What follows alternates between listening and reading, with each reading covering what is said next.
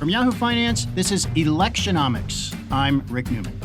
And I'm Alexis Christoforous. And today we are talking about Mike Bloomberg, who is now in the Democratic debates. He is more visible than he was to the nation just a week ago. And Rick, he is steadily rising in public opinion polls. Is Mike Bloomberg now the man to beat to win the Democratic primary? He's getting there. He might be the moderate to beat at this point, but of course Bernie Sanders still is polling much higher than Mike Bloomberg. And we're really getting into a situation where, at least for the foreseeable future, there are going to be so many candidates splitting the vote that until most of them drop out, it's the most likely outcome is that nobody wins a majority of delegates. And remember, in order to get the nomination, you have to win a majority of delegates, not just a plurality. So it has to be 50.0001% of the delegates, and 34% doesn't get you there. Bernie Sanders has been winning elections with around 25% of the vote. The vote is being split like five ways, but he's getting 25% of the vote and winning. But 25% of the vote across the board throughout the primaries will not get him the nomination. And Bloomberg is now, in some polls, number two, with Joe Biden falling all the way down to 4 or 5 in some polls. You know, this could really lead to a contested convention come July, right? What would that mean? And do you think that Mike Bloomberg has the upper hand in such a scenario? Nobody quite knows how that would play out, and it depends on a lot of things. So, for example, it depends on how many candidates are still even in the race at that point? So we could be down to, let's say, only 3 candidates in the race. It could be Sanders. If Bernie Sanders continues strong, Elizabeth Warren would probably drop out because they're going after the same voters. And some of the moderates have to drop out. So if Joe Biden doesn't win South Carolina, he almost has to drop out. Pete Buttigieg, the former mayor, seems to actually be pretty well funded, but he could probably start doing a lot worse than he did in the first couple of states just because they're way more diverse and he's not well known. So Bloomberg, we know he can stay in the race till the end. Because he doesn't have to worry about fundraising. He's got plenty of money.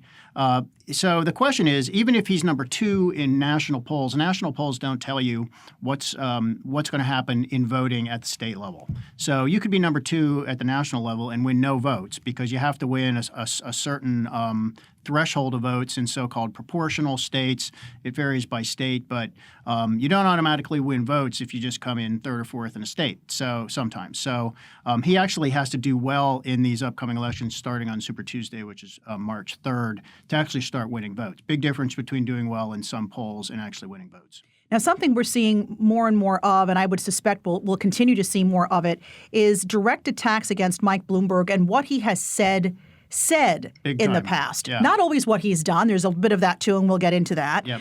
But he can be a bit salty. I actually worked for Mike Bloomberg back in the 1990s for 6 years. I actually had a very good experience at the company and dealt with him oftentimes one-on-one, saw him promote females all the time. He was always very respectful to me. So some of these things that I'm hearing that he has said, I was not there firsthand to say whether he said them or not. Yeah. But, he would colorful language was spoken quite a bit in that office. Yeah. He could be a little salty. And you might chalk that up to the culture he grew up in. He was a Wall Street guy, remember, before he became the CEO of his own company and before he got into politics. He still was a Wall Street guy. I mean, when his company is basically a Wall Street information platform. But he was at Salomon Brothers. Yeah. So this is a lot of this is now there is more media coverage of this now, and some of it goes back to this so-called gag gift that some of the employees at Bloomberg, the company, gave to him in 1990 for his 48th birthday. So I think he started the company in 1981, so it was about 10 years old by then, and it had become successful. So by in that period of time, and this was not a shoe in this company from the beginning. And tell us again what years you worked there. I was there from the end of 93 through 99. So you were there on the journalism side, which is... I was there for prior to when they had television. I was there just a year after they had started radio, and I was there for when they started TV. So in many ways, I was part of the Bloomberg media startup, if you will. Yeah, okay. And it was an exciting time to be there. Not a lot of employees, and so we did have one-on-one access to Mike Bloomberg. So let's deal with this this gag gift that has been causing Mike Bloomberg trouble ever since he entered electoral politics in, I guess it was the late 90s when he ran for New York City. So some of his employees put together this booklet that they had published. It's called The Portable Bloomberg, The Wit and Wisdom of Michael Bloomberg. The Washington Post published this, other news organizations have published this, and we're going to be hearing about this. So that's why I wanted to talk about this. So it's I just printed out, it's 30-something pages. So just to go through this a little bit. And this is going to be, I think this is going to be our raciest podcast. I'm just warning people. Can we bleep things out? We might have to. I'll ask the question when we get there. So at the beginning, it says, editor's notes, yes, these are all actual quotes, and yes, some things were too outrageous to include in this booklet. So, not all this whole booklet is not outrageous quotes. A lot of it is how Mike Bloomberg, his philosophy on selling, his philosophy when you get rejected at a sale, things like that. But that's not what's making the news, and I'm going to go through a couple. So, Alex, a question for our producer. Am I allowed to read these things as they appear in here? Or do I? Okay. Just say where it appears. Okay, so I'm going to read a couple of these things the way they actually appear in here, and you can, on behalf of everybody who's watching or listening, virgin ears you must turn away. On behalf of everybody watching or listening, you can express disgust, and then we'll and then we'll talk about it. On salesmanship, I've heard all of these I know. before. So this is, some of the audience hasn't. So on salesmanship, this is supposedly a Mike Bloomberg saying, "Quote: Make the customer think he's getting when he's getting." Oh boy. A good salesperson asks for the order. It's like the guy who goes into a bar and walks up to every gorgeous girl there and says, "Do you want to?" He gets turned down a lot, but he gets a lot too. So these are things Mike Bloomberg supposedly said. The optics are not good. Now, wait a minute. You actually got a response from the Bloomberg campaign regarding this, right? I read the whole thing to see what's in here. I counted 6 crude sexual references such as those. I counted 2 instances when he disparaged gay people, including the use of the word I apologize. I know that's offensive, and it should be. And 2 more instances that were just sexist remarks that weren't blatantly women passing construction workers, right? Yes, and if women had brains, they would go to the library instead of going to Bloomingdale's. Yeah. So that's basically the extent of the ugliness. Now, here's the thing. This was out there, common knowledge, before he ran for mayor. Right. He went on to be our mayor here in New York City for 12 years. So I ask you, is something like this, will it have the same effect now that it's on a national stage? Will this just be, people will look at this and say this was 30 years ago. My feeling is, what has he done lately? Yeah. What has he said and done lately? And is what he said back then, is there a pattern? Is there something that we can point to that shows a pattern of this kind of behavior? Yeah, and I don't think the answer is yes, necessarily. And I think that's the way voters probably think about it as well. So let me just go. I'm in contact with the Bloomberg campaign where we write stories about him, and they sent me a lengthy series of statements that they've issued to other news organizations. So first of all, they say Mike Bloomberg, quote, did not say the things somebody wrote in this gag gift, which has been circulating for 30 years and has been quoted in every previous election Mike's been in. So at the beginning of this so-called gag gift, it says, yes, these are actual quotes, and the campaign says, no, Mike actually did not say these things. So who knows, right? Patty Harris, who is campaign chair, she was also deputy mayor of New York. Patty Harris, a woman, says Mike has always hired and promoted women into senior leadership roles in industries long dominated by men. I think the record does support that. The other thing here is, one of the statements they've been making, Mike openly admits that his words have not always aligned with his values and the way he has led his life, and some of what he has said is disrespectful and wrong. So should voters care? He's not the only one to have this problem. Joe Biden, the older you are, the bigger this problem is. You know what I mean? More because, to point to. Because you have a longer record, Right. But your record reaches back further to times when it was prior cultural standards Me Too, were different. Exactly. Cultural standards were different. So one thing, as far as I know, nobody has ever accused Bloomberg of sexual harassment. No, not totally him personally, different. correct. Totally different from the accusations against President Trump, the Harvey Weinstein. I mean, Trump is actually being sued for rape as we speak, and as he sits in the White House. Yeah. So he's and Biden has been accused of being too handsy and touchy-feely, right? And that nothing like that has ever surfaced with Michael Bloomberg, right? As far as we know. The company has been brought up on some sexual harassment issues, but that's the company, not the man. So this is a situation where this sounds like I mean, I don't work in finance. I've never worked in finance, but I've worked around finance, and I've heard the stories, and some of them are grotesque. I mean, look, I spent years reporting from the floor of the New York Stock Exchange, where it was male-dominated, and actually still is, although the number of overall people there is much smaller. And, it can be crude. So I think these things go on. I've never seen it myself, but I suppose it's traders talking big. But we all know the BSD vibe on Wall Street, and it's totally driven by alpha males. And trading culture is just fast money culture, and you spend it, you buy bling, you blow it, you go make some more. Now, that is the culture we're talking about. That is the culture, and it's the culture that Michael Bloomberg grew up in and became successful in, frankly. Right. But now we can look to more recent times, things he has said, not said, things he has done, and stop and frisk comes to mind, right? Because this is a big part of his platform when he was mayor, got behind this, defended it vehemently, and just recently, when it was clear that he was going to stay in the race and needed the black vote, he apologized for stop and frisk. I think that is more of a legitimate point for the rivals, the Democratic rivals, to attack Mike Bloomberg than this thing from 1990.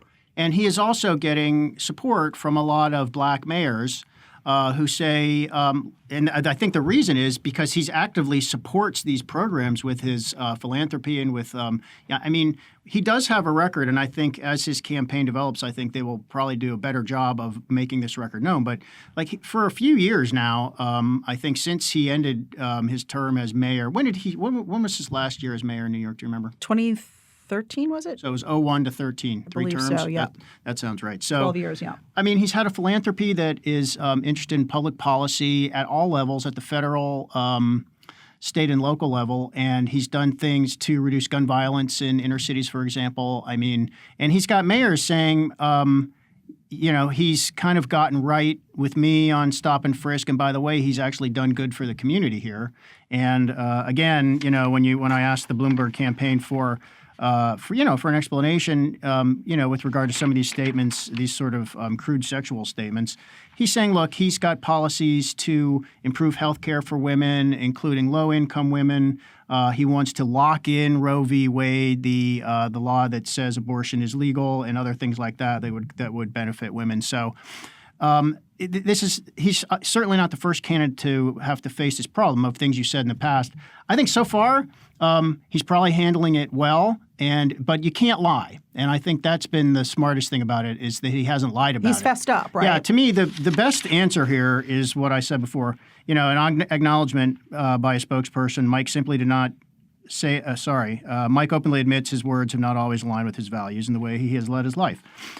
If voters believe that, I think they'll be fine with it. But that gets to the question of authenticity. You really have to be what you say you are. And if voters think you're faking it, which is the problem Hillary Clinton had in 2016, and the problem voters are just ruthless to people they think are faking it. And I think, I've talked to a number of Bloomberg supporters, or I don't know if they still are supporters, who when he talked back, when he apologized for stop and frisk, said he's selling out. He's just like all those other politicians, saying what people want to hear in order to get their vote. So that really could work against him. Again, I think it depends on how he explains himself. And, mostly what voters mostly know about him so far is what they're seeing in ads, where he totally gets to control the information that voters see. But, now that he's going to be participating in the debates, he's going to have to do more, probably more, a little bit more press where he has to face challenging questions. I mean, he has to seem convincing. And I think, it's totally plausible that things change. And one's views can change. Your views frankly, you can make an argument that your views should change over time because situation, and you see that in public polling, for example. I mean, a majority of Americans now think pot should be legal, but they didn't think that 25 years ago. And it's just because that's something that has changed. Culturally, that has changed. More people are openly accepting gay marriage because that's something that culturally has changed. So, I mean, as these things change, your politicians should change. And I think it should, for a politician who's telling the truth about how he or she has evolved over time, I don't think that's a hard case. But we certainly know there are politicians who kind of just try to figure out what their position is based on what the polls say they should be, and then they flip. Those are the flip-floppers. One thing that Mike Bloomberg is not great, he's not a great orator. He's not. And he doesn't like criticism, public criticism. I've actually seen where he's being interviewed by people and he'll cut them off before they're able to finish their question. The voice gets high and he sort of tends to be a little whiny. The voice is a little high and whiny to start begin with. And then, even when he's really not, it can come off as seeming like he is on the defensive. Yeah. And then people wonder, well, why so defensive? Are you guilty of something? So I think for Mike Bloomberg, it might actually be a perception problem, the way he comes off during the debates, because with all of his ads and with all of the money behind them, he's been able to carefully craft that message and say, this is the Michael Bloomberg, the unblemished Michael Bloomberg I want to put forward. The unblemished, advertising perfect Michael Bloomberg, holding right? the babies perfectly in minority retouched. Communities. Yeah. I think what you're talking about is charisma. Yeah, that's personal it. charisma. And it does matter. Voters want to like the candidate. But was Donald Trump likable? See, I don't necessarily think he's got a bunch of charisma. I think he was totally likable among the people who voted for him. I think he was even lovable by the people who voted for him. The people who mattered. I think this is Trump's secret formula, which is that he. Because he is a person who is so offensive to the establishment, he's beloved by the unestablishment. I think the fact, he wears their scorn as a badge of pride, and it works. I think that was a Dan Quayle saying from the 1980s, I wear their scorn as a badge of pride. Trump has never been that eloquent, but it works for him even better than it did for Dan Quayle. So I think Trump was loved by and liked by enough people to win. Clearly. Those were real votes that got him elected. I think this really matters. And I actually think part of the problem I think it's why Bernie Sanders is doing so well, because he is so willing to stick his finger in the eye of the establishment, and he has been for his whole life almost. And he's so willing and he's so consistent and authentic about it that he's able to really fire up those 25% who are voting for Bernie Sanders. But it's not 45%. And Trump literally got the bare minimum in 2016. And I think part of the problem is that the Democrats are struggling with right now is they don't have anybody who can get that bare minimum of people who really like or love them. Now, let's get back to the fundamentals here, which is the policies, right? All right, charisma. My feeling is charisma is great, but, what are you going to do for me? And when you take a look at his policies, he just now released his policies on retirees and retirement, Social Security, higher education.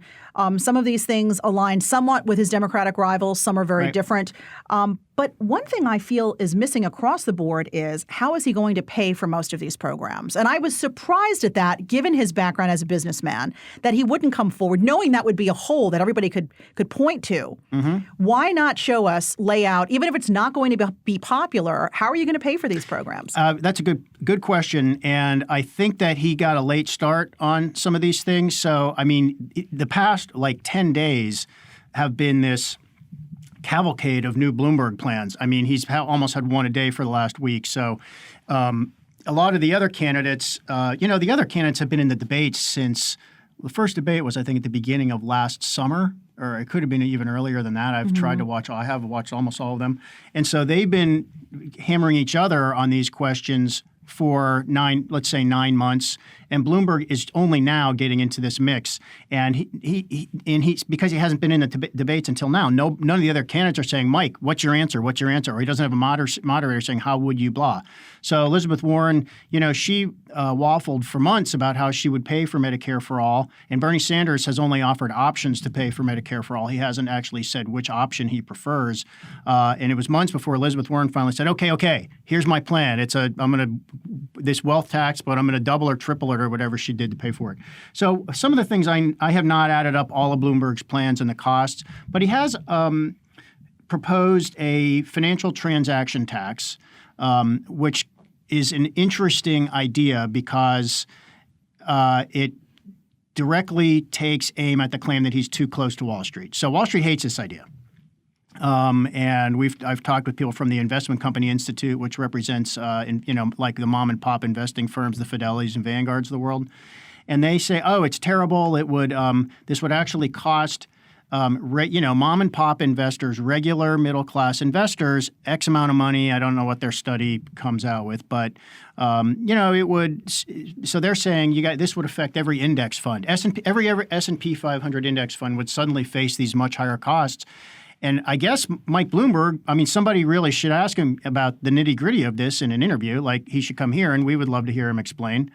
It's a tax of 1/10 of a percent? It's 1/10 of 1% on financial trades. And you can also set a threshold so that you only have to pay it above income levels of something. One proposal I know of is like above $1 million. So only if you're a wealthy investor. But the problem, according to the investment world, is that